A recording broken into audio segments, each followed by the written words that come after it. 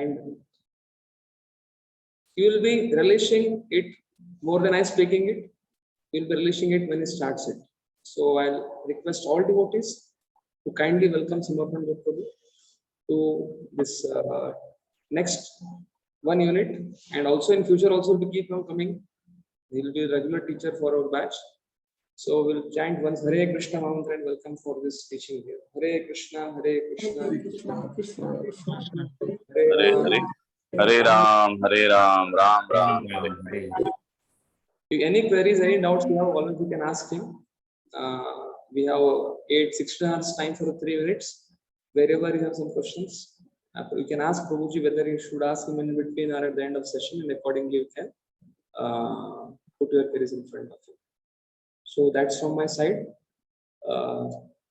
Samarpan Prabhu, we welcome you, and next 4 weekends on the same login ID, this batch will be awaiting your presentation. Chapter 6, 7, 8, very vital chapter. We had Sri Chandra Prabhu, and then we had Madhav Siva Prabhu, and you are the 3rd speaker now, Samarpan. So we welcome you. Thank you very much. Hare Krishna. Thank you. Thank you very much, Akshayachit Prabhu, for giving me some opportunity to glorify Krishna, speaking about Srimad Bhagavatam. So we'll begin with prayers. So Akshayachit Prabhu was very kind enough to accept my request of teaching Bhakti Shastri course in Warangal for some units. So in exchange, in one sense of that, I have engaged in this service. So let us begin with prayers. Om Ajnana Timirandhasya Jnananjana Shalakaya Chakshurunmilitam Yena Tasmai Shri Gurave Namah Sri Chaitanya Manobhishtam Sthapitam Yena Bhutale Swayam Rupa Kadamaiham Dadati Swapadantikam Vandeham Shri Guru Shri Yuta Padakamalam Shri Gurun Vaishnavam Shri Rupam Sagrajata Sahagana Raghunathan Vitam Tam Sajivam Sadvaitam Savadhutam Parijana Sahitam Krishna Chaitanya Devam Shri Radha Krishna Pada Sahagana Lalita Shri Vishakhanam Shansha Nama Om Vishnupadaya Krishna Prasthaya Bhutale Srimate Bhaktivedanta Swami Nitinamine Namaste Saraswate Deve Gauravani Pracharine Nirvishesha Shunyavadi Paschatya Deshatarine Namo Mahavadanyaya Krishna Prema Pradayate Krishnaya Krishna Chaitanya Namine Gaurasvache Namaha He Krishna Karuna Sindho Dinabandho Jagatpate Gopesha Gopika Kanta Radha Kanta Namostute Sapta Kanchana Gaurangi Radhe Vrindavaneshwari Krishnabhanu Sute Devi Pranamami Hari Priye Vancha Kalpa Tarubhyasya Kripa Sindhubhya Evacha Patitanam Pavanebhyo Vaishnavebhyo Namo Namaha Jai Shri Krishna Chaitanya Prabhu Nityananda Shri Advaita Gadadhara Shivasadi Gaura Bhakta Hare Krishna Krishna Krishna Hare Hare Hare Rama Rama Rama Hare Hare Kam karoti vachalam pangam langayate gurum yat kripatamaham vande Shri Gurum Dinatarinim Pravrajanta apeta kritya Dvaipayano viraha katara ajuvava Putreti tanmayataya taravo vinedus Tam sarva bhutaridayam manimanatosmi Yasyanubhavam akhilashvati saramekam Adhyatma deep atitir shatam tamonham Samsarina karunaya purana guiham Tam vyasa sunu upayami gurum mudina Tasmataham vigata viklava ishvarasya Sarvatmanam hi grunami yathamanita नीचो जयो गुण विसर्ग अनुप्रविष्ट भूयेत हि पुमान् अनुवर्णिकेन।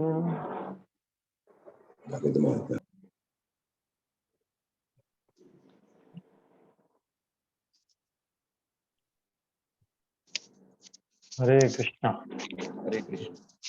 Welcome all of you for this Bhakti Vaibhava course, and I congratulate all of you that you have taken out your time and energy to study Srimad Bhagavatam in spite of your busy schedules in your duties and Krishna consciousness.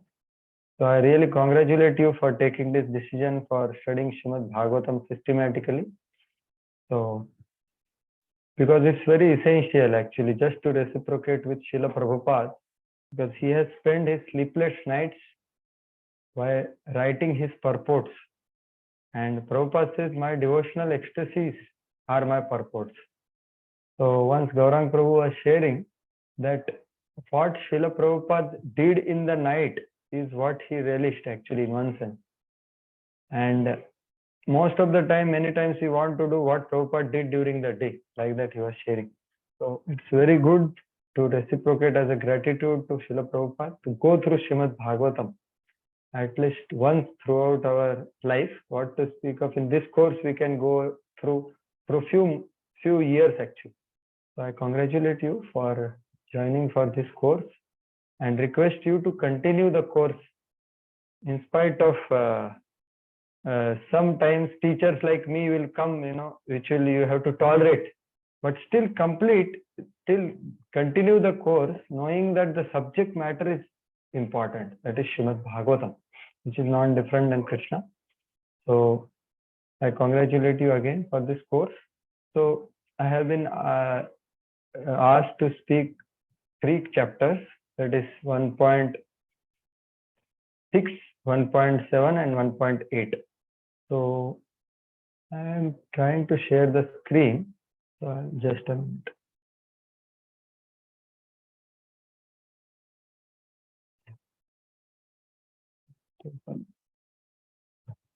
So last 5 chapters you have been hearing. Actually, I would say these are the most foundational chapters in Srimad Bhagavatam. First, especially first 6 chapters actually, because it gives the essence of entire Srimad Bhagavatam, especially the chapters 5 which you learned before. So before we begin, we'll chant Om Namo Bhagavate Vasudevaya. Om Namo Bhagavate Vasudevaya. Om Namo Bhagavate Vasudevaya. Om Namo Bhagavate Vasudevaya. Om Namo Bhagavate Vasudevaya. Om Namo Bhagavate Vasudevaya. Narayanam Namaskritya Naram Shaiva Narottamam Devim Saraswatim Vyasam Tato Jayamudiraye Ashtaprayeshu Abhadreshu Nityam Bhagavata Sevaya Bhagavati Uttama Shloke Bhaktir Bhavati Naishtike Krishnaya Vasudevaya Devaki Nandanaya Cha Nanda Gopa Kumaraya Govindaya Namo Namaha. Srimad Bhagavat Mahapuran ki jai. So, as all of us know, traditionally actually we begin Srimad Bhagavatam by glorifying Srimad Bhagavatam actually. So, we'll recite some verses of glories of Srimad Bhagavatam, which are written by Sanatana Goswami. To begin, all of us know that Krishna is non-different. Srimad Bhagavatam is Grantha Avatar. Yeah? So these are the prayers which you can see the meaning also is there. So yeah. Sarva Shastrabdhi Piyusha Sarva Vedaika Satphala Sarva Siddhanta Ratnadhya Sarva Lokaika Drikprada Sarva Bhagavata Prana Srimad Bhagavata Prabhu Kalau Dhvanto Dito Ditya Shri Krishna Parivartita Paramananda Pathaya Prema Varshaksharayate Sada Sarva Sevyaya Shri Krishnaya Namostume Madeka Bandho Matsangin Madguru Madmahadhana Annistaraka Madbhagyo Madananda Namostute Asadhu Sadhu Tadain Ati Nichochataraka Anamancha Kadachinma Premna Hritkantayo Sura Srimad Bhagavad Mahapurana ki Jai. So actually these verses are directly glorifying Srimad Bhagavatam. I hope you are able to see the slide, right? Yes, Prabhuji. Yeah, so these are the prayers which we can try to remember the glories of what we are going to discuss. So it's very essential because it is non-different from Krishna. So we approach it just as we approach the deity and Krishna. So just as Bhagavatam has 12 cantos, so it actually represents 12 different bodily limbs of Krishna. Beginning with first two cantos are like lotus feet, which we are discussing right now, which are extremely essential to take the right spirit actually of taking darshan of Krishna. So they are like a prelude to entire Srimad Bhagavatam, first two chapters. And the actual 10 topics of Srimad Bhagavatam begin from canto number 3. Actually, these 10 topics of Srimad Bhagavatam, they are given in second canto towards the end, actually. So that is called Atra Sarga Visargasya Panam Poshanamutayaha Manvantareshanukatha Nirodho Muktirashraya. So these are the 10 topics of Srimad Bhagavatam. So what is the purpose of these 10 topics? That is given in the next verse. That is Dashamasya Vishuddhartham Navanam Ihalakshanam Varanayanti Mahatmanah Shrutenarthena Chanjasa. So Dashamasya Vishuddhartham Navanam Ihalakshanam. So Dashamas means the 10th topic, which is called Ashraya, which is explained in 10th canto, that is Krishna's pastime, especially from Vrindavan. That is to isolate that topic, to indicate that topic, the first topics are spoken. That is Sarga, Visarga, Sthanam, Poshanam, Uti, Manvantar, Ishanukatha, Nirodh and Mukti. These all 9 topics are indication towards the 10 topics, to isolate it from the other 9 topics. So that's how this understanding of these 9 topics has to be in connection with 10 topics. That is Krishna. Just like, simple example, because Ashraya or Krishna we cannot see with the material eyes, but we can see this creation in this world with our material eyes, right? We can see Sarga, we can see Visarga in terms of our gross perception of this world. So, but Ashraya, that is Krishna, it cannot be directly perceived. We can see Sthanam, that is 14 planetary systems and different laws which are made in different places of this universe, that can be seen and perceived. Then there is protection from the Lord, etc. So, but the 10th topic is Krishna. So just as a root of the tree cannot be seen, but from root everything comes, like trunk, the leaves, the flowers, the fruits. And we can see all these things, but we cannot see the root. So when we see the fruit, we can indicate the root, that it is coming from the root.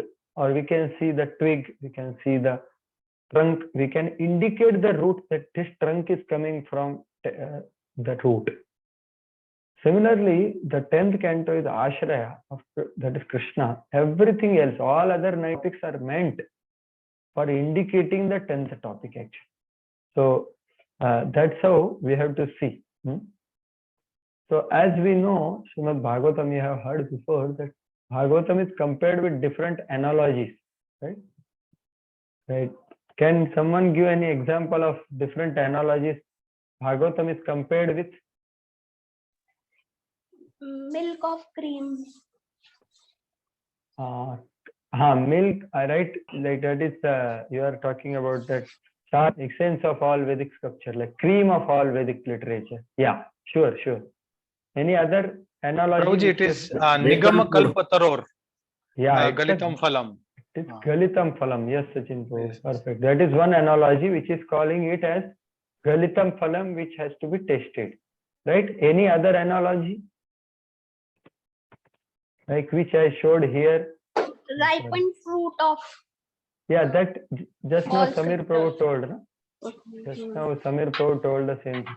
Like this picture which is showing what it is compared with. Lamb. Isn't that sun? Sun. Yeah, Bhagavatam is like dissipating the ignorance or tamo from the whole world. Yeah, it's compared to like a lot of light. Compared to sun, isn't it? Punar Puranarko Adunodita. Arka means sun, right? Arka, right? Arka means sun. Arkaya Namaha, we say, no? Or we compare Bhagavatam with Adhyatma Deep also. We have learned the prayers of Suta Goswami to Shukdev Goswami, right? Adhyatma Deepa Atipiri Shatam Tamondham, right? So it is compared with a lamp, it is compared with a sun, and it is compared with fruit. So actually there is only one topic in Srimad Bhagavatam. So this I explained, right? Only that is Krishna, that is 10th canto, Krishna. But to indicate that all other topics are spoken. So you can see this. Yeah. This is what I want to show. These are the 10 topics, okay? So when it comes to lamp, what happens when we are in darkness? Lamp comes and lamp can give us some idea of the reality, right? Little bit, as you are seeing in the slide. So when you understand the two topics of Sarga and annihilation, that is Nirodha, then Bhagavatam acts like a lamp to remove your fear, that's all. Fear will be removed because you can see the little bit part of reality so that you can start movements. But so that is when one grasps and understands the two topics of Srimad Bhagavatam, that is Sarga and Nirodha. Everything is created, everything is destroyed. When one grasps the 9 topics, there is a deeper understanding of the reality which we see and the Supreme Lord also. Just like when sun rises, so we can see everything very clearly as it is, and fear to goes away only, but we can start movements and interactions also in this world, right? When sun rises. So it is far more than the lamp. So what is meaning of this sun means understanding the 9 topics of Srimad Bhagavatam, where one can see proper the context, and the action can be done in a right context by seeing in the right perspective. So what is that? Dharma, Artha, Kama, Moksha, and different processes are given in this. It is not a general understanding of God, but it is deeper understanding of God and this material. But purpose of Srimad Bhagavatam is not just enlightenment or just to become free from fear or act in the material world. But purpose of Srimad Bhagavatam is to take us to Krishna in Golok Vrindavan, or to experience the fruit, right? Fruit is something which is not to be just seen. It is not to be heard about, but it is to be tasted, right?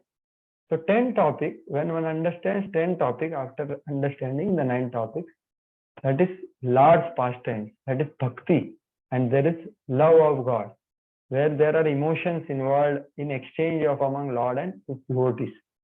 So that is the 10 topics. So these concepts are given by Srila Vishwanath Chakravarti Thakur in the very first verse of Srimad Bhagavatam, where he is telling that this is what actually Bhagavatam is for. So Bhagavatam is a very systematic, very profound scripture which is written by Vedvyas, spoken by Shukdev Goswami, for betterment of all of us to relish the fruit of mango. Just as this mango season, we are relishing the mangoes. So the Bhagavatam is meant for that. So we should, and of course, Bhagavatam is compared with Mohini Murti also. Just as Mohini Murti gave some glances to only demons, but the real nectar was given to only devotees. Similarly, Srimad Bhagavatam also acts like Mohini Murti. If you approach it with right perspective and right attention, it will give you the nectar. But if you approach with other desires, then it will act like Mohini Murti also. So this is just a brief kind of introduction. So now coming to our context of learning. Yeah, this. So we are now discussing this 1.6 to 1.8. So here there are these important sections which you are seeing. So we'll see the overview of it now. So we'll go from background, little bit background, what has happened till now, right? So first 3 chapters you discussed, there was Mangala Acharan by Vedvyas in the first 3 verses. And then 6 questions were asked by sages to Suta Goswami. And they were answered by Suta Goswami in next 2 chapters. So you discussed all 6 important questions, right?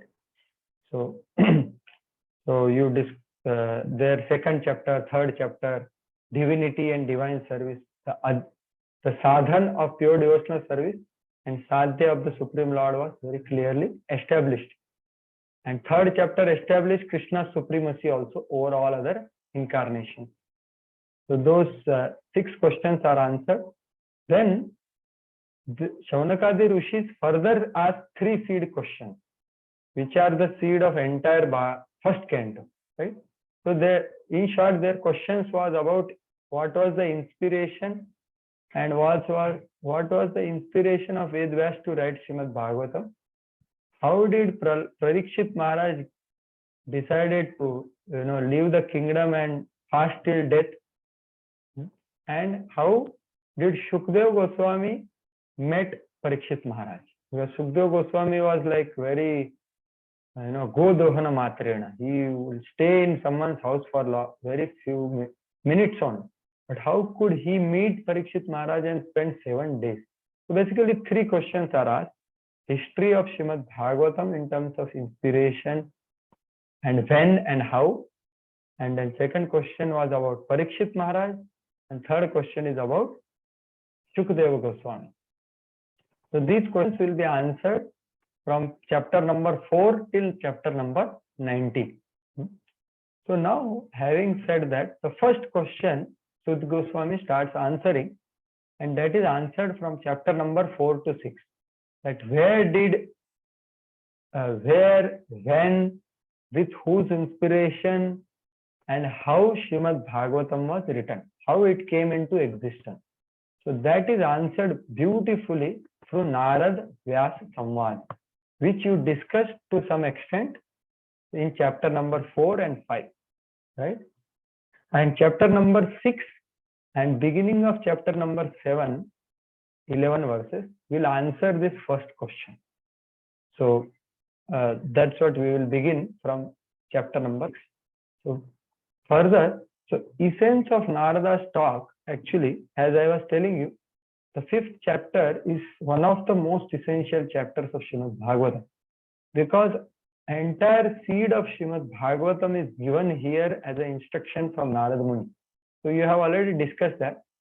So Vedvyas was despondent and Narada, and he was honest enough to introspect and pray and take shelter of spiritual master. And then Narada very expertly diagnosed him, his dissatisfaction, and he gave instructions.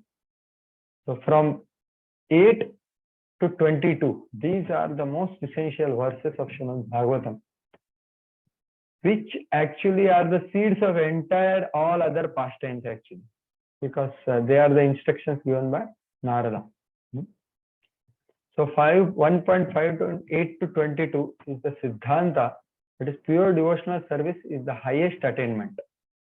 Then 23 to 31, he tells Drishtanta or his own life example, that how this pure devotional atmosphere influenced him and he attained love of God. And now, having said that, having heard from Narad Muni, now Vedvyas inquires further.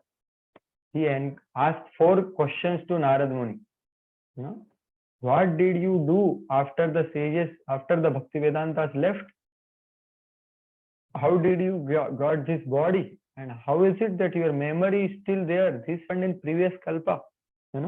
So all such 4 inquiries he asks in this chapter at the beginning, and then Shuddha Goswami Narada Muni answers that in the rest of the chapter, this 6th chapter. So Narada answers all his questions, personal questions about his own life and his practice, and then 7 chapter onwards, the culmination of the Samvada of Vedvyas and Narada Muni happens in culmination of vision of Vedvyas in trance. It's a very important section which we will discuss. That is the beginning of 7th chapter. And so that's the end of the first answer of the question which was asked in 4th chapter. What was the inspiration of and how did Srimad Bhagavatam manifest in the material world? So that it with the 1, 7, 11, the first answer of the question ends about Srimad Bhagavatam's history and manifestation. Then the second question, that is birth and activity of Parikshit Maharaj, and he is ending to fasting till death. That begins. That begins to. Sudha Goswami begins to answer that question. So he starts answering the question by setting the scene before. That is, son of Drona. Basically, he starts telling the events leading to Parikshit Maharaj's birth. So he starts from end of the Kurukshetra war. So that's how we can say 7.12 verse.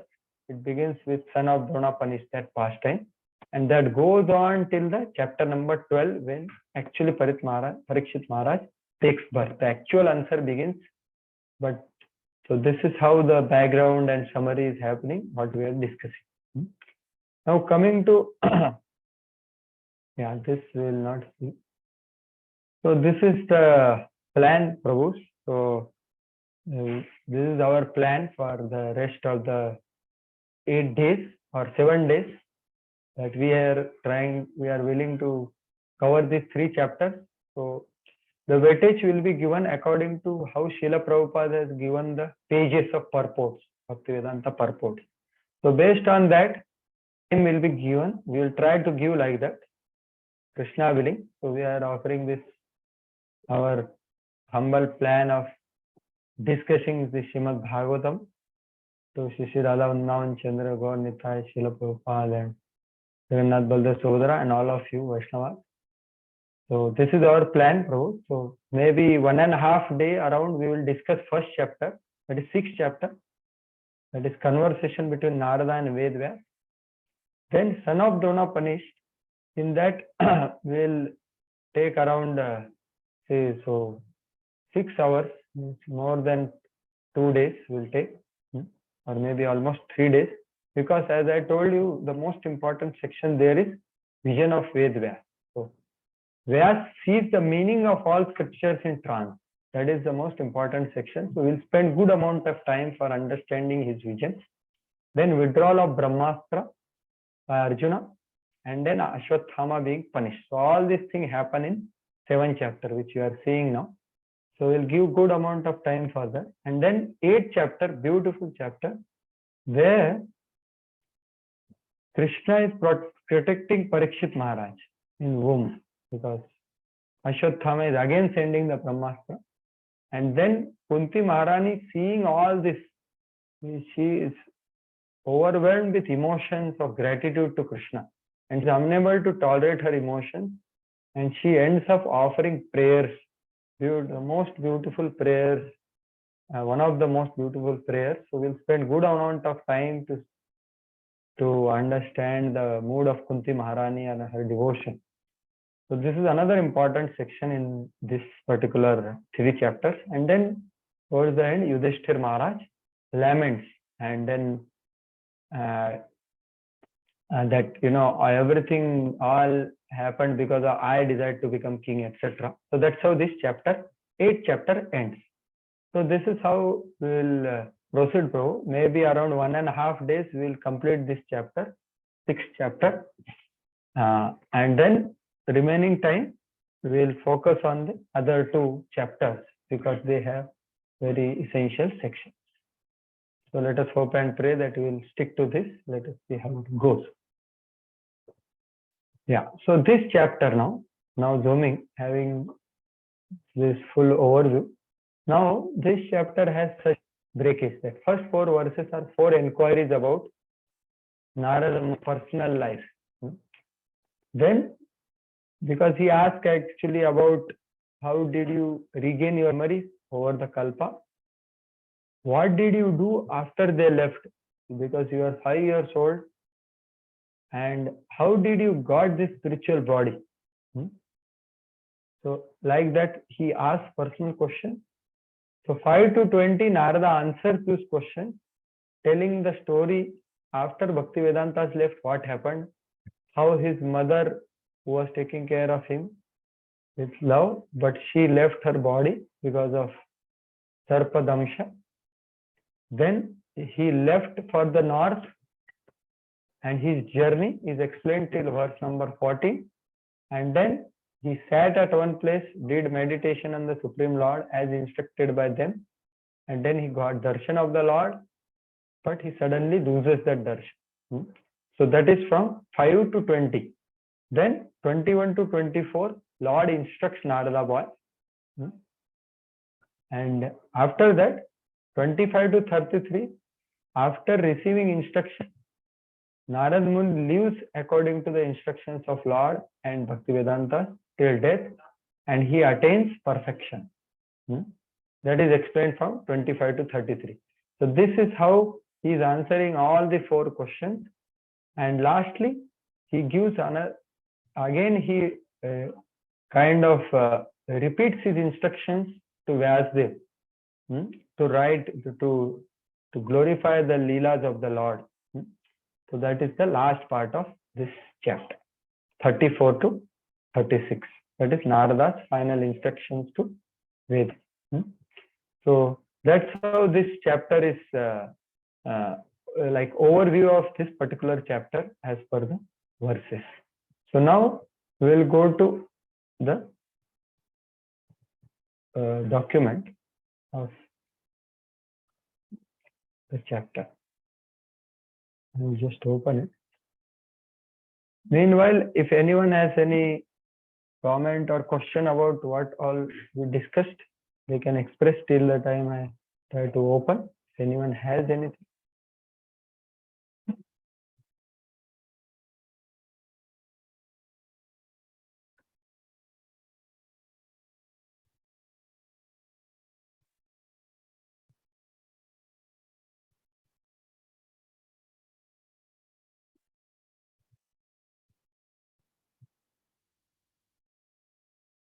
Yeah.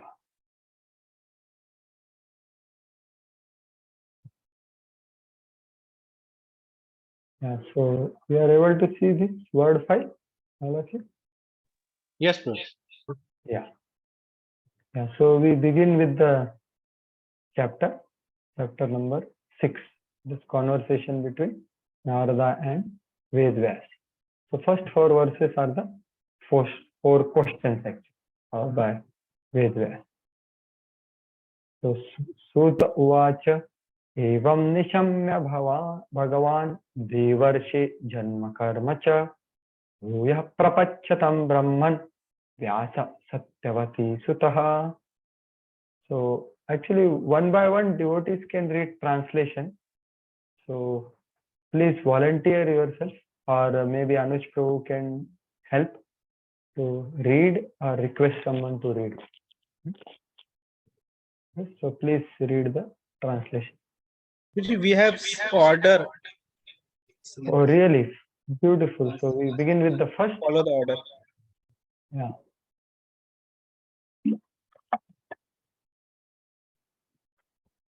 So begin with the first. Do who is beginning?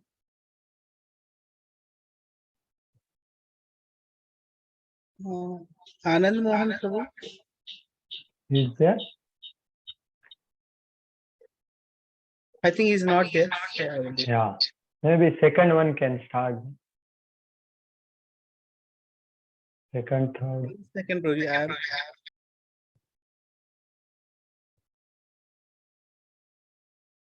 Third, fourth, fifth, whoever is there. Prabhu, I am there. Third, first and second are not there. So I'll read. Yes, sir. Suta said, O Brahmanas, thus hearing all about Sri Narada's birth and activities, Vyasdev, the incarnation of God and son of Satyavati, inquired as follows. Yeah. So Evam Nishamya, having hearing about Narada's Drishtanta about his own life, he asked Satyavati Sutaha. That is, so he asked. So Vyasdev was further inquisitive to know about the perfection Naradji and their perfection of Naradji, and therefore he wanted to know about him more and more.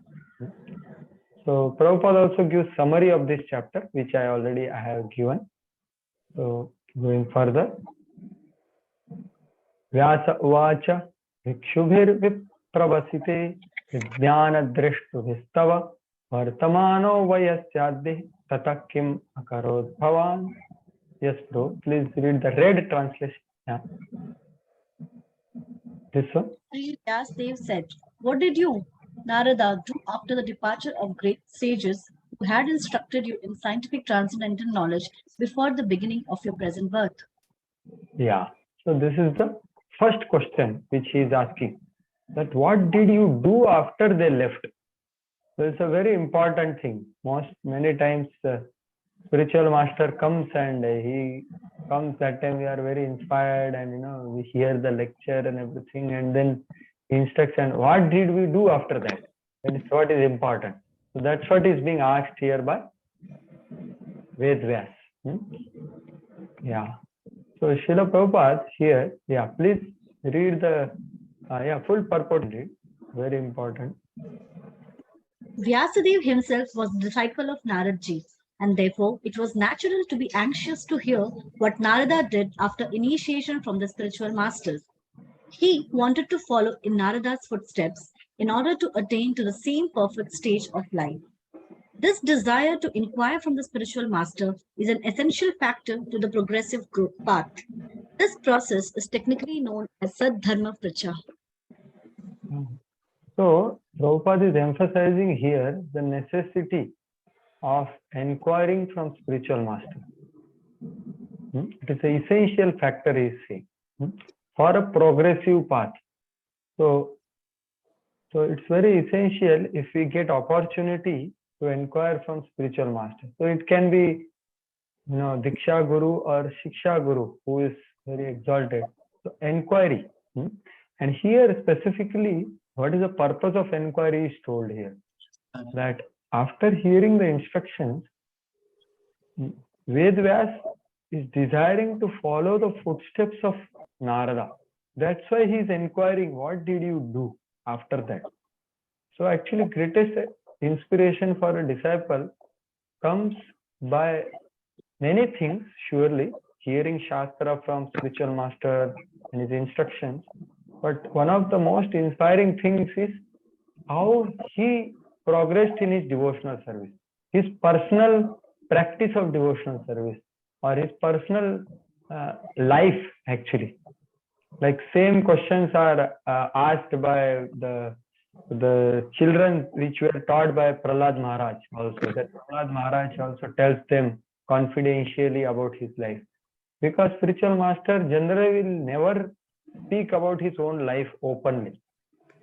Unless it is inquired, and it is sincerely inquired by a qualified disciple, then only he will reveal his life actually. So on the very rare occasion, great souls speak about themselves. Just like I told you one example. Other example is at the end of Rahugana and Jad Bharat Samvad, Jad Bharat tells Rahugana that, my dear Rahugana, I was also like you, king only, and your province also I was king, but I ended up becoming deer actually. So he's out of great compassion, he is sharing his previous life. So similarly, Prahlad Maharaj is sharing, and here Narada Muni is sharing about his previous life, and it is inquired. So it's very, very essential for us to do inquiry in our Krishna consciousness for our own progress. We don't inquire to judge others. We don't inquire to kind of show that I am right or like that, but we inquire sincerely to progress. We inquire to express our challenges in Krishna consciousness. So that is very, very important. That is called Sadharma Pricha. So if we want to progress, if we want our bhakti to not become, hackneyed, if we want our bhakti to not become stereotyped or mechanical or, managerial or, doing for the sake of doing. So it's very essential to inquire, and it gives really great help to progress in bhakti actually.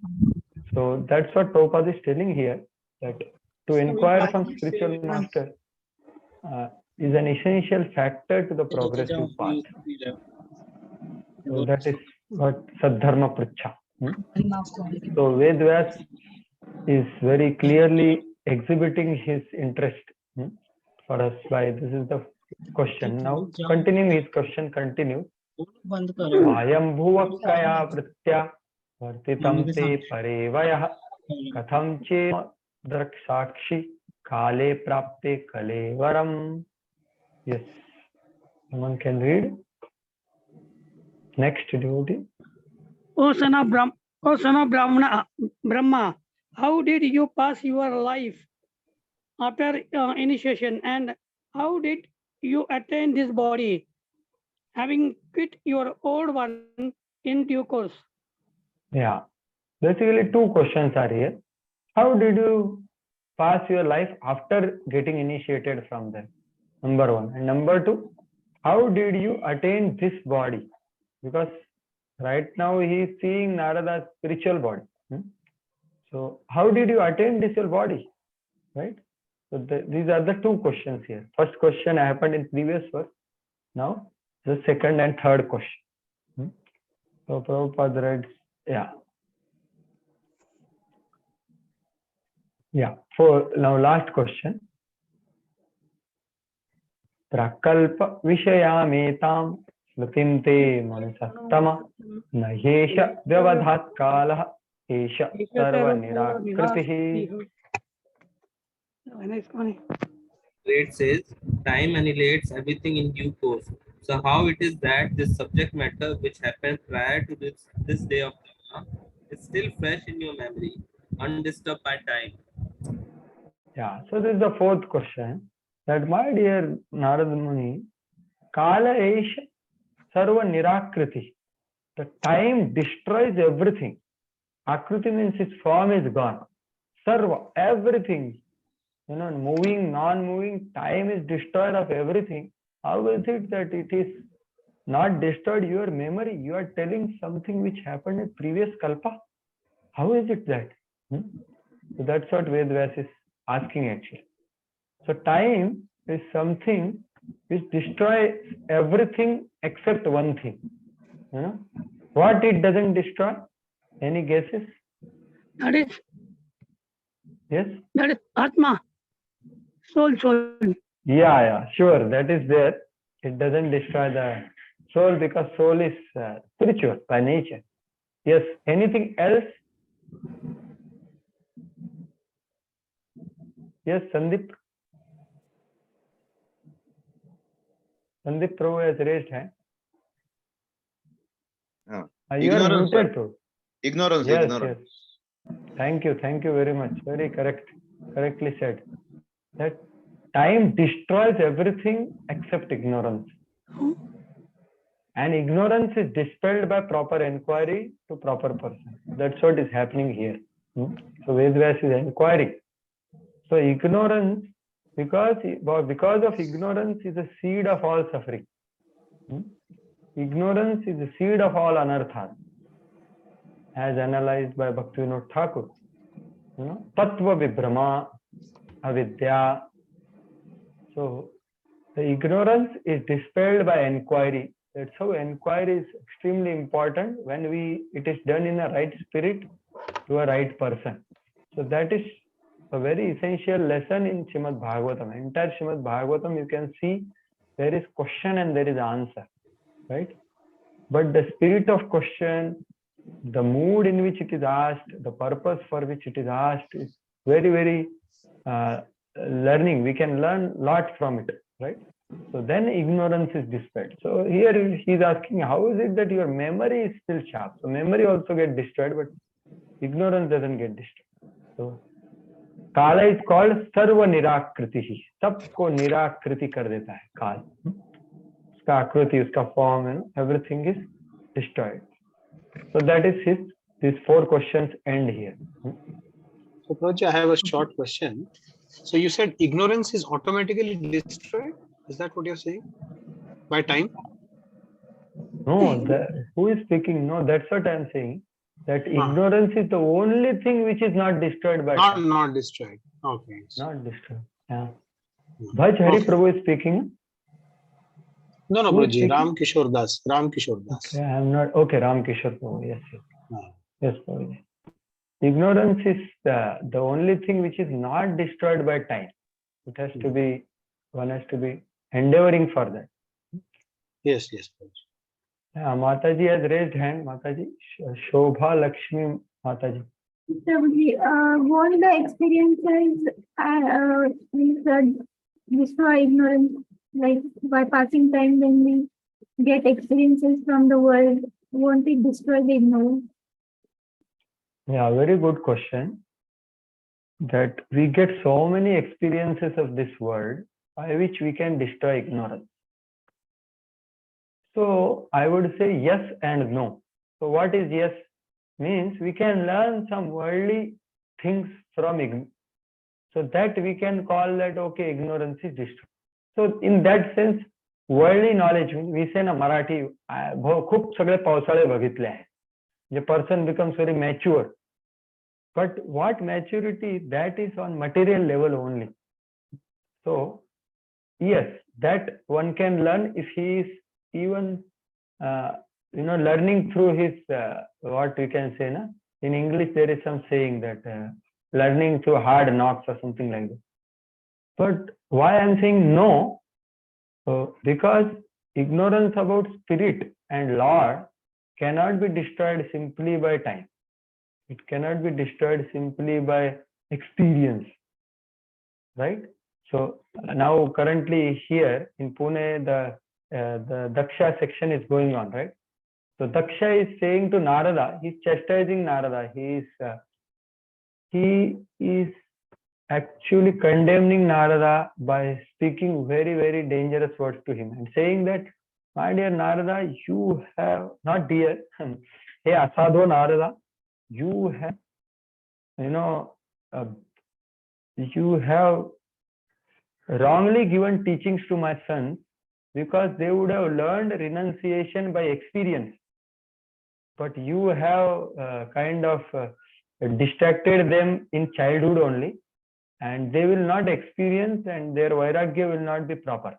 Like that he says. So there Prabhupada says actually that actually if everyone can learn by experience, then everyone will have vairagya of this material world. But how many people are getting vairagya in spite of getting kicks of Maya, right, left, center, again and again? So the spiritual awakening, the vairagya can come by mercy of a pure devotee only, not by experience. That is the Siddhanta. So can we say, Prabhuji, that experience can help us surrender to such a pure devotee? Yes, if we are we are approaching him. Experience can help us, but experience in itself is not sufficient. It's not sufficient. Yes.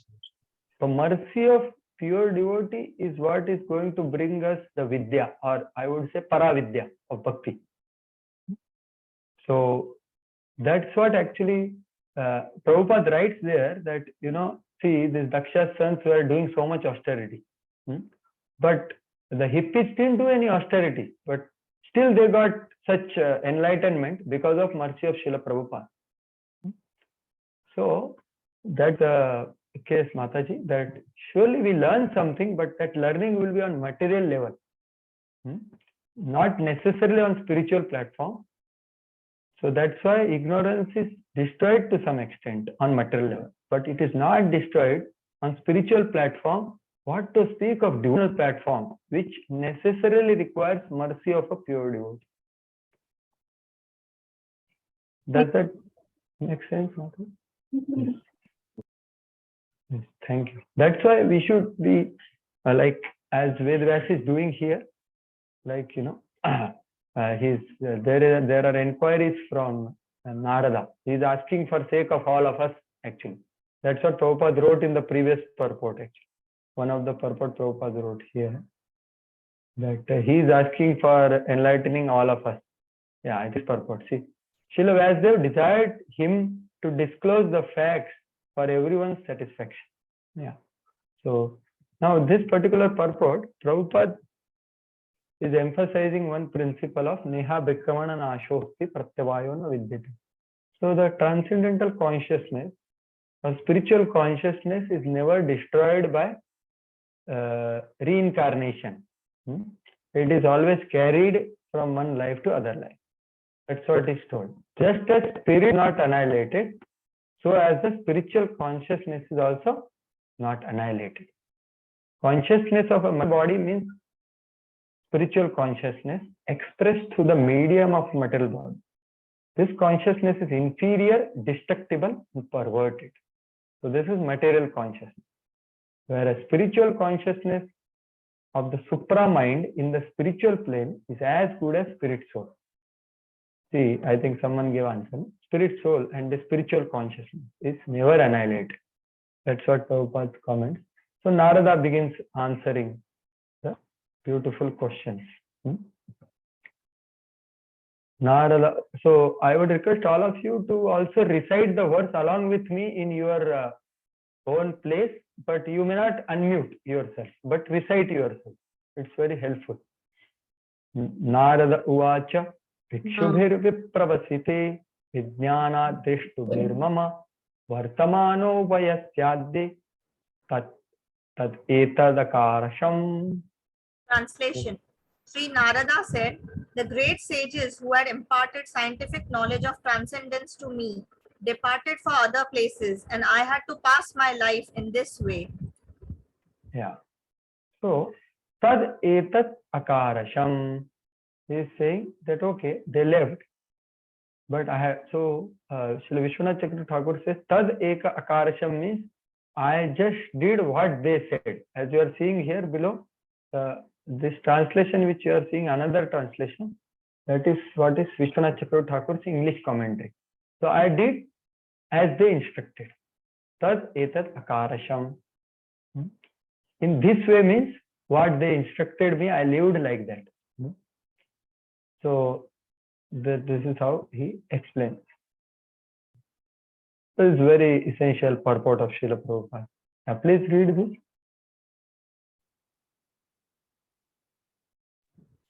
In his previous life, when Naradji was impregnated with spiritual knowledge by the grace of the great sages, there was a tangible change in his life. Although he was only a boy of 5 years, that is an important symptom visible after initiation by the bona fide spiritual master. Actual association of devotees brings about a quick change in life for spiritual realization. How it so acted upon the previous life of Sri Narad Muni is described by and by in this chapter. Yes. So, having received or impregnated with spiritual knowledge, there was a tangible change in the life of Narada This is one thing he is commenting. Tangible change means what? Tangible, which is perceivable internally and externally. Internally and externally by ourselves, and internally and externally by the others who are around us. There is tangible change in his life. And when it should happen, or what is the symptom? Prabhupada is saying, as an important symptom visible after initiation. So because actually initiation is called a second birth. And to be very specific, initiation is not an event where you get mala and the name. Initiation is the beginning of the process of surrender. As Prabhupada writes in the Upadeshamrita, initiation is a process of surrender which begins at the time when you accept your spiritual master in your heart, just as Srila Prabhupada did in his first meeting. So that time, tangible change happened in his life, right? So it's not an event, but it's a process of surrender, actually. So there is a important symptom. Otherwise, one may say, Prabhuji, I am waiting for initiation, but initiation has not happened. No? So change will happen after that, or something like that. So it's a process of surrender when one accepts spiritual master when he is inspired from his heart. Just as Prabhupada's meeting with his spiritual master in 1922. That's what actually he got initiated, or process of initiation began. And process of surrender began. And then 1933, the event of initiation took place. And then we can see the tangible change in his life. And he has brought so much tangible change in all of our lives and all over the world, actually. So that's why Prabhupada is writing. So actual association of devotees brings about quick change. Means what? There is something called so-called association, and there is called something called actual association, right? So what is so-called association? Means socializing among the devotees. But actual association means there is spiritual inquiry, there is knowledge dissemination, and there is heart transformation. This is actually the association. So that brings about, that is the actual association. And Prabhupada is saying here, actual association of devotees brings about quick change in life. So what Prabhupada is talking change here? What do you mean by change? Anyone can say? Changes in what all things? No? Important symptom after initiation. So what is tangible change, or what is quick change? What are different changes? Can someone say? Yes, Ram Kishore Prabhu. So Prabhuji, we can say that once the surrender toward increases, he also, any anarthas that are there, they are also removed, and one overall progresses quite quickly in devotional life. His material attachments decrease. Yeah, so you are talking about internals of purification of heart from anarthas and attachment. Yes, that is one important change. Yes, Suryakant Prabhu. Prabhuji, after initiation, main thing is the change in the perspective to look at the things that are happening around. So that gives a spiritual vision to look at everything rather than look at material platform. Yes, so tangible change in our perception and vision of this world, and everything happens in this world, right? Yeah, that is another change. Very, very good. Shobha Lakshmi Mataji. We feel uplifted and we feel like we belong to the spiritual master. We feel uplifted and we belong to spiritual master. Yeah, that connection of that connection is felt, and we really feel uplifted. Surely. So that is one change. Yes. Anything more? One thing is vision. Very nice. The internals of heart. And the connection, the conscious connection which we think about spiritual master. And yes, anything more? Change when we say change? Someone is commented on chat. Also, Hare Krishna. Apurva Radhika Mataji, yes, please tell. Yes, Prabhuji, and we feel more responsible towards principles and towards preaching mission and everything, all spiritual things which we are doing, we want to increase more and more. So we feel more responsibility increases positive. Yes. So yeah, we take the vows more seriously with great responsibility, or the services or the instructions, etc. Yeah, that change means becoming more responsible to execute the instructions given. So surely, very correct. Yeah, and Vishwakirti Prabhu has written, taste in spiritual activities like holy name, deities increase. Surely that is another change because of the official connection with the parampara. So there is experience of such positive things also. So surely, yes. So such changes are expected to happen in our life. So in short, what I would like to say is that the changes are not just external changes of dress, external changes of our habits, external changes of our lifestyle, getting up early morning, or hairstyle or whatever it is, or even post and positions, or the activities.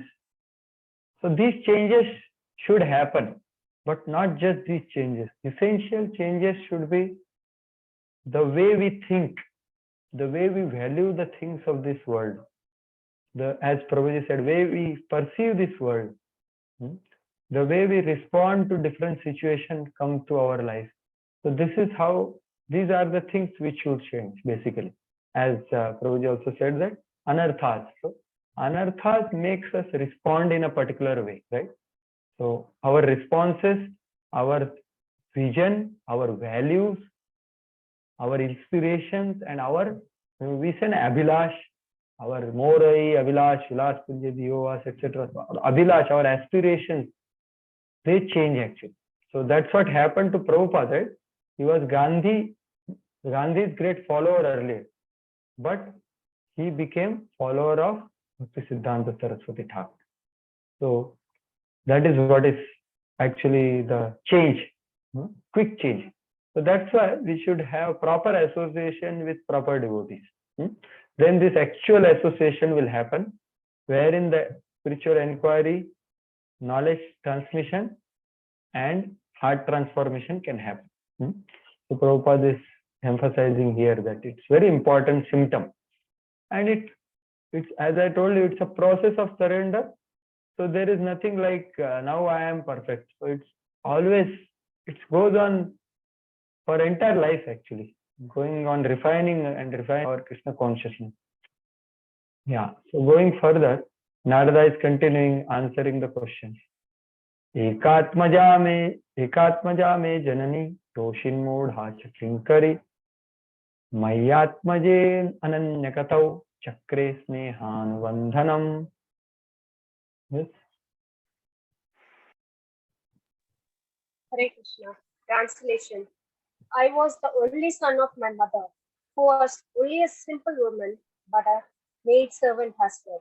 Since I was her only offspring, she had no other alternative for protection.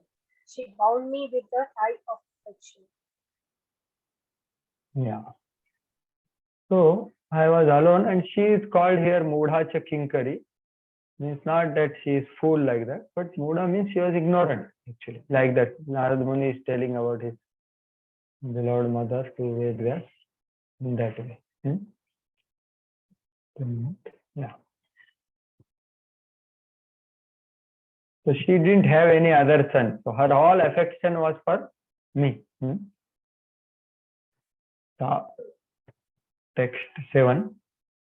Saswatantrata na kalpit yogakshemam mamechhati ishasya hi vashe loko yoshadaru mayi yatha. Hare Krishna. Translation. She wanted to look after my maintenance properly, but because she was not independent, she was not able to do anything for me. The worldly The world is under the full control of the Supreme Lord. Therefore, everyone is like a wooden doll in the hands of puppet master. Yeah. So Narad Muni is telling, while telling the story, some Siddhanta also, that see, she tried to as a ideal mother, she tried to give yoga, everything for me, whatever is possible. Mamechhati. But sa swatantrata na kalpasi. She was not independent. She was completely dependent. And time was in control actually. Just as a yosha daru mayatha. Just as a puppeteer is controlling the puppet. Similarly, the whole world is controlled by the Supreme Lord, not by the parents for the children. Whatever they desire, it is not that all desires will be fulfilled. It will all happen by intervention of Lord through time factor. So that's what is Narad Muni is telling here in this particular verse. Ishasya hi vashe loko. The real controller is the Supreme Lord. The real even parent is also the Supreme Lord. The children are in our care in one sense. Yosha daru mayatha. So that's what, although she wanted to provide all the facilities and comforts for me, but she could not do that. Although she had affection, she had desire, because Lord is in control, we are not in control. That's what Narad Muni is telling. Further, text 8. Aham cha tad brahma kule ushitvam tadupekshaya digdesha kala vitpanno balakah panchahayanaha. Translation. When I was a mere child of 5 years, I lived in Brahmana school. I was dependent on my mother's affection and had no experience of different lands. Yeah. So he is telling that I used to stay in a Brahma school where she was serving as Kinkari. And I was also fully dependent on her because I was very inexperienced. Dik Desha Kala Vitpanno. I was very inexperienced in terms of time, place, and situation. I was also completely dependent on my mother's affection and everything. Text 9. Now, what happened to her? Ekada nirgatam gehat duhantim nishigam pathi sarpo dashat padas prashtah kripanam kala choditah. Hare Krishna. Once upon a time, my poor mother, when going out one night to milk a cow, was bitten on the leg by a serpent, influenced by supreme time. Yeah.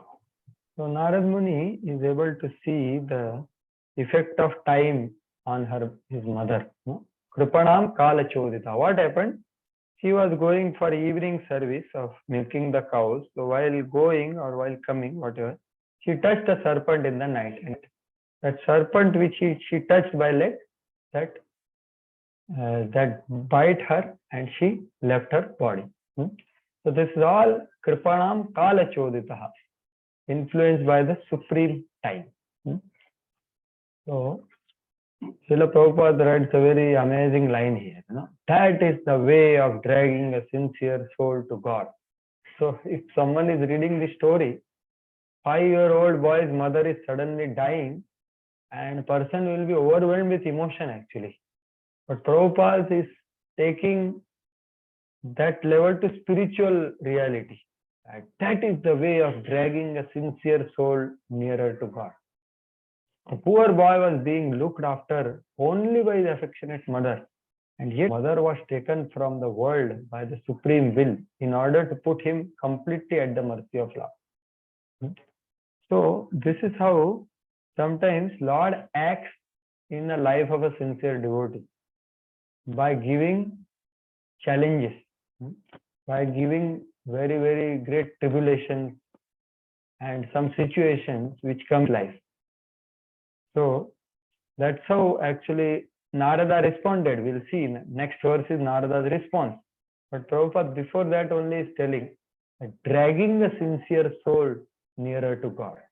Elsewhere Prabhupada writes our process is such powerful that you will be dragged back to Godhead, dragged to perfection. So that is the Lord is so eager actually for every living entity to come to him. So he's always thinking about each and every living entity and how he will come to him. When Gajendra, when crocodile is catching his leg and he's offering flower to the Lord, that time Gajendra is praying, Madruk prapanna pashupasha vimokshanaya mukaya bhori karunaya namo lalaya swamshena sarvatanu brahmanasi pratita pratyak drishe bhagavate vrihate namaste.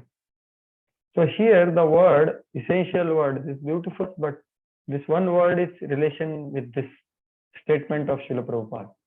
So Namo Alalaya is saying. So Lord is never inattentive to think about the deliverance of every living entity. Prabhupada writes this. Our Lord is incessantly planning for deliverance of every living entity. Imagine, this is the Supreme Lord's concern. But the beauty of Supreme Lord's concern is Ye yathamam prapadyante. So he will have plan, but he will execute his plan to the degree devotee is sincere. To that degree, Lord will intervene in his life.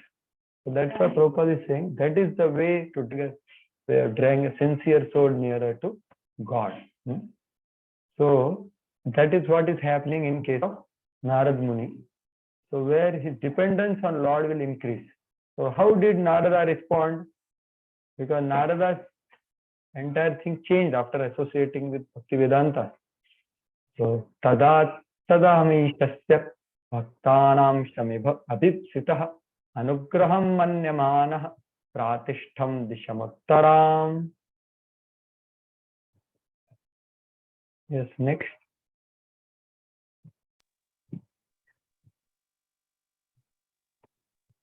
I took this as the special mercy of the Lord, who always desires benediction for his devotees.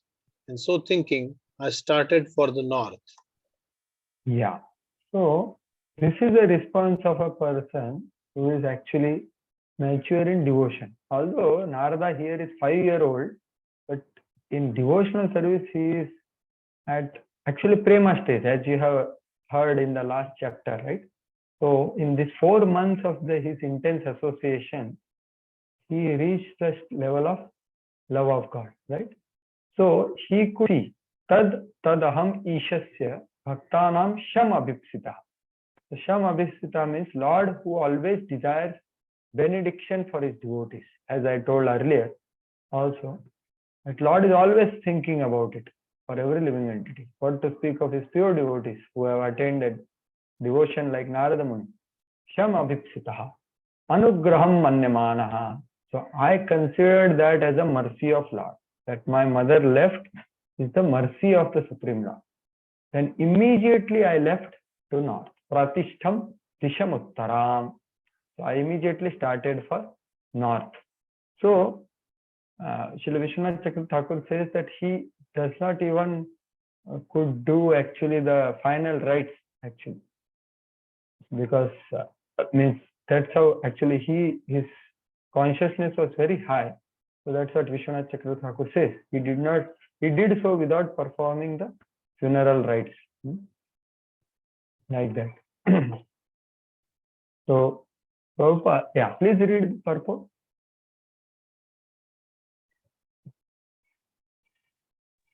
Confidentialities of the Lord see in every step a benedictory direction of the Lord. What is considered to be an odd or difficult moment in the mundane sense is accepted as special mercy of the Lord.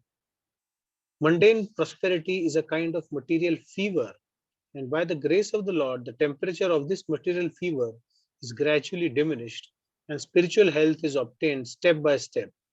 Mundane people misunderstand it. Yeah. So this is the purport of M, so many M: mundane prosperity, material fever, mercy of Lord, and there is mundane people who misunderstand it. So Prabhupada is beginning confidential devotees like Narada Muni. They can see, they can live by the verse of Satyanukampa and thank the Lord and go ahead. So we are also advised to follow the footsteps. Although we may not be at that level, but we should have faith on the Supreme Lord being our well-wisher. So following the Tatyanukampam verse where the devotee is thanking the Lord for the difficulties which he undergoes in his life. So that is one part of the verse. But second part, Prabhupada brings it to a current reality of people, that mundane prosperity is a kind of a material fever. So fever is what? Something very emotionally agitating, or no, like no. Of course, fever is one thing, that is the disease, the symptoms of disease. But surely that is there. But this fever here is the interest. When one sees the glitter and glamour of this world, there is a chance or throw of mundane prosperity that can cause some fever. So that story of Srila Prabhupada or Bhaktivedanta Saraswati narrates that story of the mother-in-law and daughter-in-law. So how much fever daughter-in-law has? Okay, she has 95. Then I should have more fever. No, 98. So I should have 100. But that is harmful. So that is not understood. The material fever of material prosperity, it is because the wrong perception of the material world or material prosperity. And that can go on because that's what is advertised in this world. The fever, only advertisement is of material prosperities only. So Prabhupada saying, by grace of the Lord, the temperature of the material fever gradually diminished. Spiritual health is obtained. Means by the grace of the Lord, one cannot get affected by these material things which are happening around us or in our life. The fever gets diminished. And spiritual health is obtained. But by the grace of the Lord coming through his devotees. So that's what is here told, that we should actually, I was looking for this meaning, I will just see. Fever is something which is mentally agitating. This is another meaning of the word fever. Here that meaning is only there. It is not the fever of this world. Abnormal high body temperature, that is the meaning, headache, everything. But nervous excitement or agitation. That's what Prabhupada means here. A state of nervous excitement and agitation. So mundane prosperity, when we see, there is a material nervous excitement or agitation. Excitement to see something nice, or agitation or disturbance to see something which is not so nice or painful. Like in case of Narada here, his mother is leaving the body. So getting affected by it. That's what is fever means.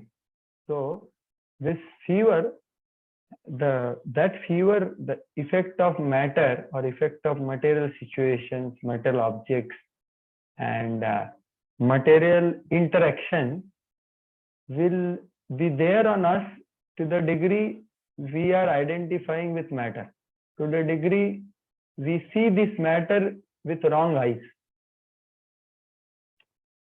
But when by grace of Lord, when we see matter, when I say matter means everything, material possessions, material positions, and material interactions, and material relationships, and the experiences through them, this is all that only. So by grace of Lord, we can see that in a right perspective and not getting agitated or excited by it. Not getting excited by having something materially nice, or not getting agitated or disturbed by something unpleasant. So that happens by grace of Lord, which is happening in the case of Narada Muni. So fever reduces. So the material world remains dukkhalayam, but it doesn't cause us so much suffering when fever is reduced by the grace of the Lord.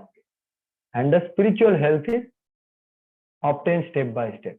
So next purport, we will discuss more about same thing as Prabhupada will explain. It's a very important concept. Text 11. Pitanjana padans tatra uragrama brajakaran ketakharvata vatischa annana vananya upavanani cha. Yeah, please read. After my departure, I passed through many flourishing metropolises, towns, villages, animal farms, mines, agricultural lands, valleys, flower gardens, nursery gardens, and natural forests. Yeah. So, Prabhupada in this purport, if you see, so he is just now, his travels are beginning, what all things he saw, but he was not so much agitated. So Prabhupada here writes that, see, these all things were existing that time only. This is the previous kalpa. You know? So Prabhupada is saying, you see, after many hundreds of millions of years, one creation is started by the law of nature and the history of the universe repeats itself practically in the same way. Yeah, please this. Ahead. But man's activities in agriculture, mining, farming, industries, gardening, etc. No, not the full purport, Mataji. What is highlighted here in the screen? You have to see the screen. Okay, sorry, I have not. Okay, Yeah. yes, sorry. Yeah. The mundane wranglers that you can write. Yes, the mundane wranglers best time with archaeological excavations without searching into the vital necessities of life. After getting an impetus in spiritual life, Sri Narad Muni, even though mere child, did not waste time for a single moment with economic development, although he passed towns and villages, mines and industries. Yeah. So here what Prabhupada is telling, continuing the previous thread of mundane prosperity, here is saying mundane wranglers, what they do? They do a lot of excavation to find out something which was existing before. But what is there in this world? Same things are happening. Life after life, Brahmaji's life, same things. Eating, mating, sleeping, defending, and all the situations are same only. Nothing, Janma, Mrityu, Jara, Vyadhi. There is nothing but these things happening. There is nothing new to be excavated. But this mundane wranglers spend so much of time to find out something. Why? Because they are having wrong perceptions of this world. That's why so much vital energy is wasted in that. Vitalness. Without searching into vital necessities of life. They are spending so much of their time and energy. Actually, when I was studying in, doing project in ISC Bangalore, that time, just before that, I came in Krishna Consciousness, fortunately by mercy of devotees. So I saw there actually, I am from mechanical engineering background. So post-graduation, for one, computational fluid dynamics, this is a branch where I was doing PhD, MTech. So I saw for one thing, there is one building, my Lord, I was wondering, there are so many intelligent people, they are working for this matter only and trying to improve the matter. That's all. So I was thinking how unfortunate it is that these all, so to say, intelligent people of IISC are breaking their head to manipulate the matter. How much time and energy they are wasting. But they are supposed to use that for the purpose of human life. So why it is that? Because Prabhupada is telling an impetus of spiritual life. So Narada Muni is not getting distracted by this, what he sees, because his impetus, his inspiration is proper, right? So he didn't waste time. So coming back to that mundane fever, see, while staying in the material world, can we avoid seeing matter? We just can't avoid. We have to see the matter, we have to see material interactions, we have to see material relationships in this world, and while doing, we have to we should try not getting affected by them. But when it will happen, as one devotee said, that we have to develop right perception of this world. So when you read Bhagavad Gita chapter 7, that's what is revealed by the Supreme Lord actually. In Bhagavad Gita chapter 7, Lord is telling that see how the Lord starts telling that you see matter as my energy. It is mine. So everything in this world belongs to Krishna. The matter belongs to Krishna. And not just that, he says there are two energies, right? The inferior and superior. Then everything in this world is formed by this only. But not only that, the essence of matter is also me. That is Rasoham Apsu Kaunteya onwards. He's telling, I have entered into matter to give the essence of it in it. So please see this world and experience the objects of this world, the relationships of this world, seeing in connection with me. Then you will have right perspective. That's what is essential actually to see. That's how actually the 7th chapter is telling a very great secret which was not told in the first 6 chapters by Krishna. That is Nishkam Karma Yoga. But Bhakti, he starts telling Bhakti, then you see this world as Krishna or Krishna's energy. And all the essence of the experiences are also Krishna. So he begins with taste of water and he ends with the highest pleasure of the material world in form this, dharma viruddha bhuteshu kamosmi bharatarsha. So he doesn't leave anything. So he is saying that is also me only. So trying to see matter in connection with Krishna is going to help us reduce the fever. The fever can be reduced by seeing matter, interacting with matter with conscious connection of Krishna, seeing in that. Then there is great opportunity and chance to not get affected by the material fever and waste our vital energy for these things. So that's what is actually essential, because we cannot avoid dealing with matter. We just cannot avoid it. But we have to see it, and that's how actually if you see Chatushloki Bhagavatam, the definition of Maya is what? Rite artham yat pratiyeta na pratiyeta chatmani. Tat vidya atmano Maya yatha bhaso yatha tamaha. Means what?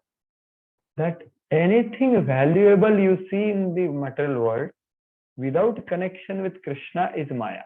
Maya is not there in the object. Generally, we attribute Maya to object. But no, Maya is there in the perception. So, when you perceive, when you value, when you get inspired by something of this world, and if you don't see it in connection with Krishna, then it is called Maya. And then there is a lot of waste of like mundane branglets here, it has been told. So that's what essential truth told in the chapter number 7 of Bhagavad Gita actually. Yeah, I think Prabhuji, that's why I left my PhD in CFD thermal engineering. Okay. Yashika Ahuja Prabhu is telling, or yeah. So you left, you left the PhD, is it? Hare Krishna. Yes, Prabhuji. Who is saying? Yashika. Yeah. Prabhuji. Yeah. So you left. Yes, Yeah. Prabhuji. I completed coursework and then after some time I left. Yeah. So you saved your time and energy in one sense, surely. Yes, And thank you for your personal example also. But actually, that's what is happening in this world. So much of time and energy is being wasted for wrong things. But actually, what is important is getting impetus in spiritual life, inspiration, etc. So that's what actually Narada got actually. So going further. So please read the translations. At least we'll, yeah, read this. I passed through the.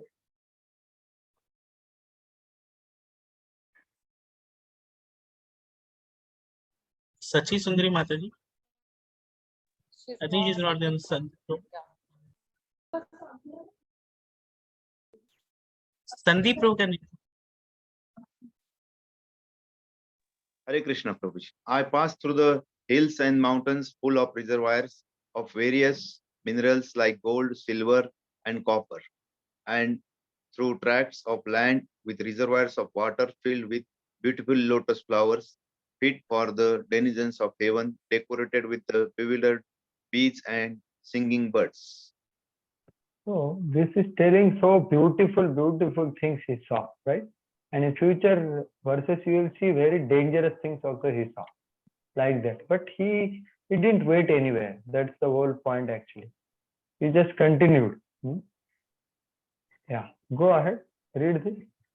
I then.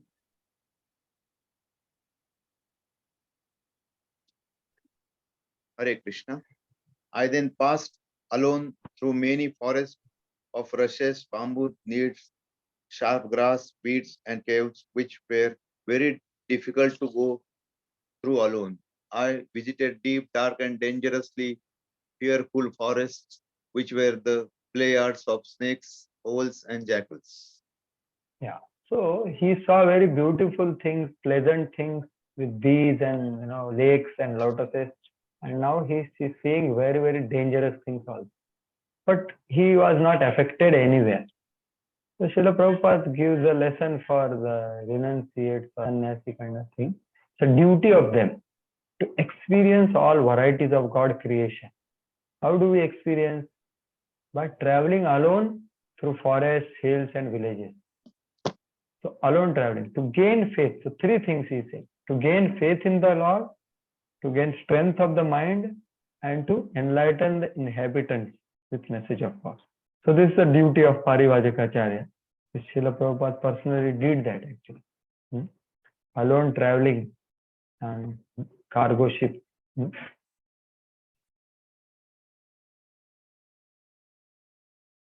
Yeah, please read this part. In this age, devotional service of hearing and repeating the holy glories of the Lord is strongly recommended. And one who takes the vow of renunciation of family life need not imitate the Parivarajaka-acharya like Narada or Lord Chaitanya, but may sit down at some holy place and devote his whole life and energy to hear and repeatedly chant the holy scriptures left by the great acharyas like the 6 Goswamis of Vrindavan. So, Prabhupada, having said a duty of Parivajaka Acharya, he is telling that not that everyone has to imitate them. One focus is the core focus of the process of bhakti, that is Shravanam and Kirtanam. You focus on that. Even if one takes vow of renunciation of family life, means here he is talking about, it appears to be Vanaprastha or Sannyas, that kind of thing, right? Renunciation family life. He does not have to travel like that. What he does, he just absorbs himself in Shravanam and Kirtanam. And Prabhupada specifically writing here that, devote your time and energy to hear and repeatedly chant the holy scriptures left by the Acharya.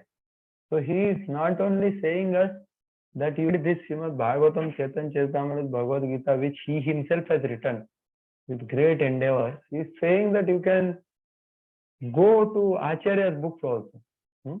Very clearly Prabhupada is saying here that there is no need for every one of us to do like what Parivajaka-acharya does. No, focus on Shravanam and Kirtanam. So this is a very important thing which one should think about, plan at least to increase our time and energy for Krishna, for knowing about Krishna, for engaging in his service and engaging in service of his devotees. This is a very important plan which actually I would say every Grihastha devotee should be doing. Of course, Brahmachari also should do, but specifically here Prabhupada is talking about that, focusing on the process.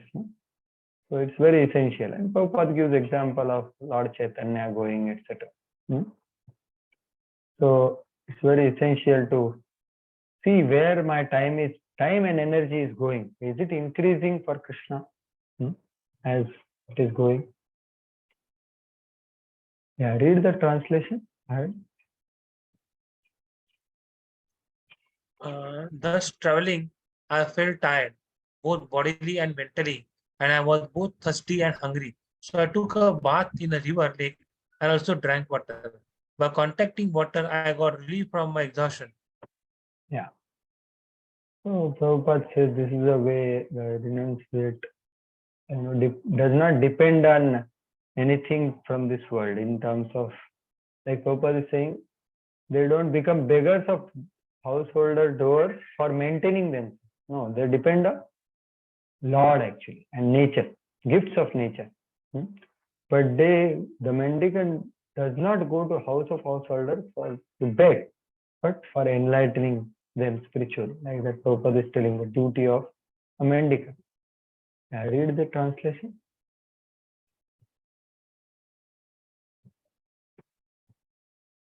After that, under the shadow of a banyan tree in an inhabited forest, I began to meditate upon the super soul situated within, using my intelligence as I had learned from liberated souls. Yeah. So here Srila Prabhupada very clearly says, Yatha Shrutam Achintayan, means I meditated according to what I was instructed by them. I followed their instruction about the object of meditation. So Prabhupada takes this point and writes a big purport about how this authentic ways to meditate on what is not on personal whims. That's what Prabhupada writes. So one should not meditate on according to own personal whims. So actually Anuj Prabhu, actually it's already 4:35, but today we began late. So can we, what you suggest, can we go for some more time today, or what is your suggestion or request, whatever? Because somehow because of my mistake it happened. So we lost some time. We can go for 10 more minutes if all devotees are okay. So yeah, all devotees, how you can ask them some response so that you can understand if someone has some concerns. Yes, Prabhuji, please continue. Yes, Prabhu, we can continue for 10 minutes. You can continue, Prabhuji. Yeah, any devotee has concern, please forgive me. Maybe for some, we will go for 10 minutes more, maybe till 45 maximum. And in case if you have any comment or question, maybe that can be taken later. Okay. So going further, now having sat for meditation, he gets darshan of the Lord. That is told in the text. Dhyatascharanam bhojam bhavanirjita chetasa alkantha ashrukalayakshasya hridyasinme shanai harihi.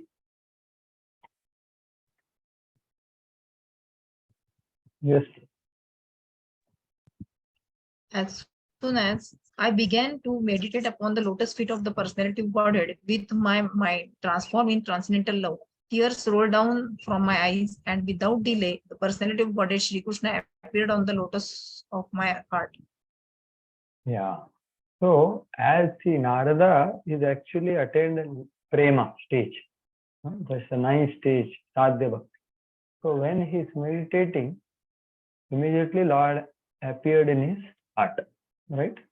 So that Hridhi Asin me Shanai Harihi, that is told. So Shanai here, so Srila Vishwanath Chakravarti Thakur tells some details about what is this Shanai means. So gradually Lord revealed his form to him in terms of darshan. He could experience the fragrance of Lord, and he could hear the tinkling bells of the Lord. Basically, Saundarya by eyes, Sauswarya by the ears, and Saugandhya by the nose. So these three experiences he got of the Supreme Lord. but he didn't got the two experiences of touching and tasting. Okay, so that's what is actually this verse, and next verse will clarify this. These are different stages in the Sadhya Bhakti. So Vishwanath Chakravarti Thakur as well as Prabhupada also quotes to some extent. So we'll see that. This is what already I told. Yeah. So here Prabhupada writes of interestingly the stages of bhakti. So initial stage is a liking for Supreme Lord. When the liking is increases, then one has to associate with pure devotees. When he practices, then misgivings are gone, then standard faith comes, and then taste comes. Like that he is telling. You can see the screen. It's like Adav Shraddha, Sadhu Sangha, Bhajan Kriya, Anartha Nivrutti, Nishtha, Ruchi, etc. Right? So actually these stages very nicely are given elsewhere by Srila Prabhupada. I'm just showing one slide here, because this is a very essential in progressive bhakti, because this shows something like if we are traveling for Pune to Mumbai, in between there is different things come, right? And we are sure that we are progressing in bhakti. So similarly, these stages are there. So Prabhupada in 4.10 Srila Bhagavad Gita purport writes about these stages. So please read one by one. You are seeing the screen? No. Slide? No, wait a minute. I have not shared. Wait a second. Sorry. Now you are seeing, right? Please read the first line, line by line. In the beginning, one must have a preliminary desire for self-realization. So Prabhupada is defining this is Adav Shraddha. Okay? Now read ahead. How I will tell you. Read ahead. This will bring one to the stage of trying to associate with persons who are spiritually elevated. Yeah. So the Adav Shraddha stage means there is a desire for self-realization. Wanting to come to the platform of spirituality is Adav Shraddha. What happens? By that one wants to associate with persons who are elevated. That is called Sadhu Sangha. Adav Shraddha, Sadhu Sangha. Purpose of Sadhu Sangha is one wants to spiritually advance himself. That's why he wants to associate with those who are elevated. After that, he begins the process after getting initiated. Yeah. And that is next. Read. In the next stage, one becomes initiated by an elevated spiritual master, and under his instruction, the neophyte devotee begins the process of devotional service. So we can say this is a bhajana kriya, isn't it? Yeah. Further? By execution of devotional service under the guidance of spiritual master, one becomes free from all material attachment. So we can call this as anartha nivrutti. And attains steadiness in self-realization and acquires a taste for hearing about the absolute personality of Godhead Sri Krishna. Yeah. So then Nishtha and then Ruchi, and he goes on to explain further also. So similarly, Srila Vishwanath Chakravarti Thakur also explains this very nicely, the stages actually. So see this. Yeah, read the first one. Hearing scriptures in association of devotees, one attains faith, Shraddha. Faith, Shraddha means trust or confidence. Yeah, so first thing is how Adav Shraddha comes is when we hear scriptures in association of devotees. That Shraddha comes. What is that Shraddha? Means trust and confidence on devotees and what scriptures are telling. That is called Adav Shraddha. Going further, read. After faith awakens, again, association with devotees takes place for learning how to practice bhakti, to learn scriptures. Yeah. So, Sadhu Sangha happens, but what is the purpose of Sadhu Sangha? How I can practice bhakti, how I can learn scriptures to practice bhakti. Then, that is bhajan kriya, etc. Yeah. Then? Nishtha means continuous practice without confusion. So this is Nishtha stage. When one undergoes the practice of bhakti after Sadhu Sangha, when heart is getting gradually purified, what reduces it? Confusion.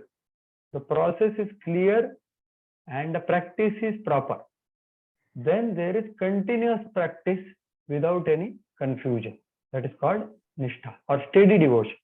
It is not just when I am in temple or when I am in morning program I am practicing devotion. No, he understands the process properly and he serves Krishna without any confusion wherever he is. So that is called nishtha. Go ahead. Ruchi means desire for Lord, but by direction of intellect. Go ahead. Sorry. Asakti. Yeah, asakti means nature inclination. Asakti means desire which is natural or spontaneous. Yeah, so these are the progressive stages and with the purposes of the stages. So it is not just, when sometimes we say sadhu sangha means I am just in association. I am staying, I am taking prasadam. Yeah, that is sadhu sangha, but real sadhu sangha means there is a purpose behind that. No? So there is a purpose of wanting to practice bhakti by understanding the process properly. And then growing our trust and confidence on the process and getting purified by engaging in devotional service. And then coming to the platform of practicing bhakti continuously without any confusion. And then further stages are there. So this is actually Prabhupada also is telling very nicely in this particular purport. So the stages, because Narada's Bhava Nirjita Chetasa is mentioned here. So that's why Prabhupada is telling about the stages, how one reaches that sense of Bhava and Prema, etc. and what Narada is experiencing. So he could experience because of his state of consciousness of Prema. That's what Prabhupada is telling here. The tears, so Ashta Sattvic Vikar and all these things are there. Just read the next translation and then we'll stop.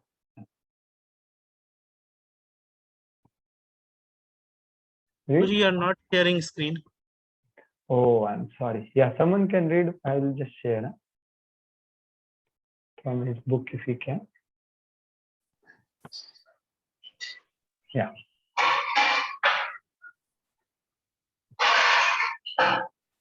O Vasudeva, at that time, being exceedingly overpowered by feeling of happiness, every part of my body becomes separately enlivened. Being absorbed in an ocean of ecstasy, I could not see both myself and the Lord. Yeah. So he suddenly lost, he experiences all the Ashtasattvic Vikar and great happiness he experienced. And tears came, and because of tears he could not see the Lord. So this is the last thing we'll see in this purport and we'll stop. 2-3 minutes. So basically, yeah, read this. Spiritual feelings of happiness and intense ecstasies have no mundane comparison. Therefore, it is very difficult to give expression to such feelings. We can just have a glimpse of such ecstasy in the words of Sri Narad Muni. Yeah, so Narada is actually revealing the greatest secrets of his life here. So when we say Bhagavatam is the Amala Purana, why? Because the loving expression of the pure devotees is explicitly explained here. There are very few scriptures where these things are explained. This is one thing, that confidentiality. Second thing here is, there is a limitation for the words to explain their experience. That is the point here in this purport.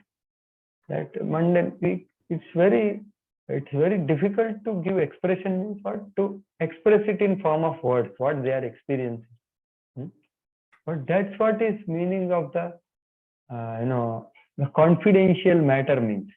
So Narada Muni in Narada Bhakti Sutra 52, he says what is the experience of a devotee in love of Godhead stage. He says Mukha Aswadanavat. Mukha Aswadanavat means what? When you give something to eat to a person who is Mukha. Mukha means who cannot speak. So how can he explain the taste which he is experiencing? It is very impossible for him to do.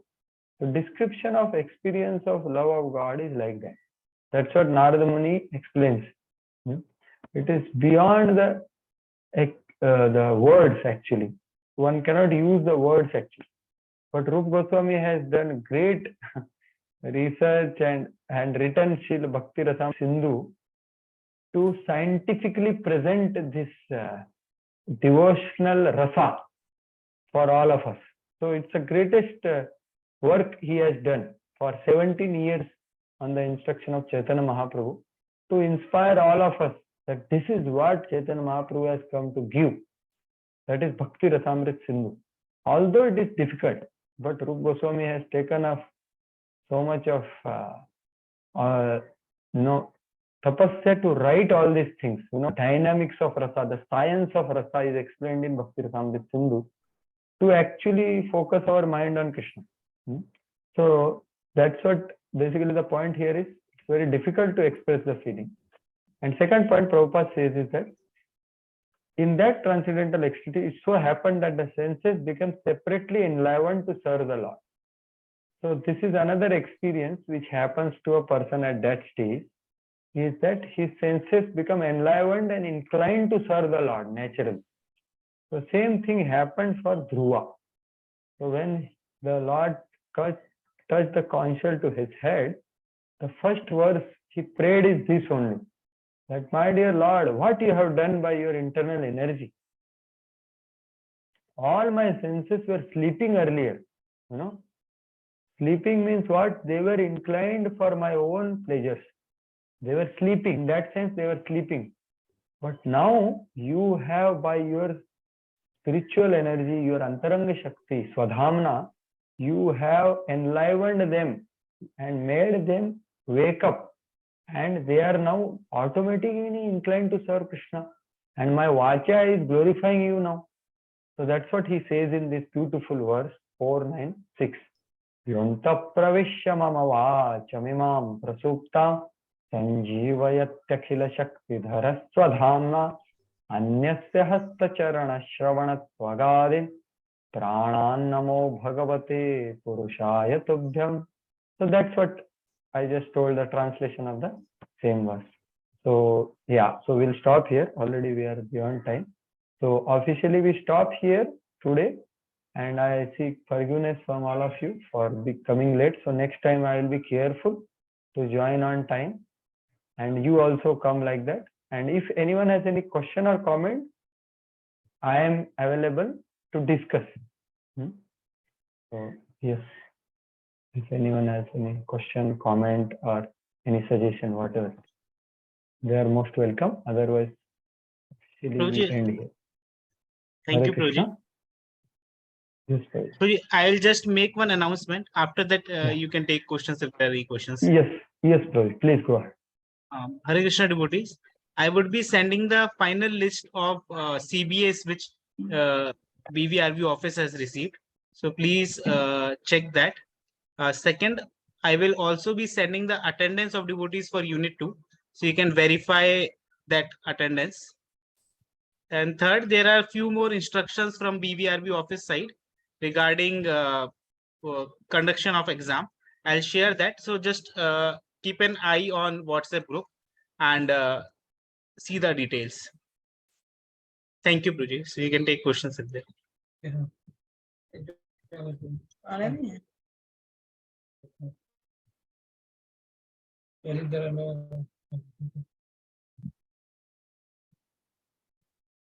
Yes, so thank you all very much. I think everyone already we are late, so we'll end here.